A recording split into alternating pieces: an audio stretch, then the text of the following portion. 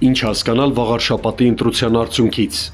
Չթերագնահատել ընդդիմությանը։ Ավագանիում ՔՊԻ թվային գերակշռությունն առաջիկայում կանցնի լուրջ փորձաքննություն։ Իշխանության հնամաշ հանգերքով ընտրող որսալու արդեն ձանձրալի գործելավոճն անցյալում է։ Իշխանության վստահ հաղթանակին այլևս չեն օգնում կեղծ գերհերոսները իրենց սրտիկներով, Facebook-ի ալգորիթմներով եւ վիրտուալ քաղաքական կրկեսային ներկայացումներով։ Համենայն դեպս այսպես կոչված մանվել տապալած քաղաք Էջմիածինն ընդդիմանում է իշխանության սնամեջ քարոզչությանը, հակաեկեղեցական կեցվածքին, կոռուպցիոն հեղինակությանն ու անարդյունավետ կառավարմանը։ Ընդդիմությանը փողոցում չաջակցել դեռ չի նշանակում կորցնել ազգային մոտալուտ աղետը ողնաշարով զգալու կարողությունը։ Մարդիկ կարող են չբղավել, բայց եւ չքվեարկել իշխանության օգտին հակառակ ճնշումներին։ Վաղարշապատում ՔՊԻ ընտրական հաջողության շարժիչ ուժը ոչ թե իշխանության հանրապետական հեղինակության գործոնն է, այլ թեկնածուի անձնական քվեն, որը պայմանավորված է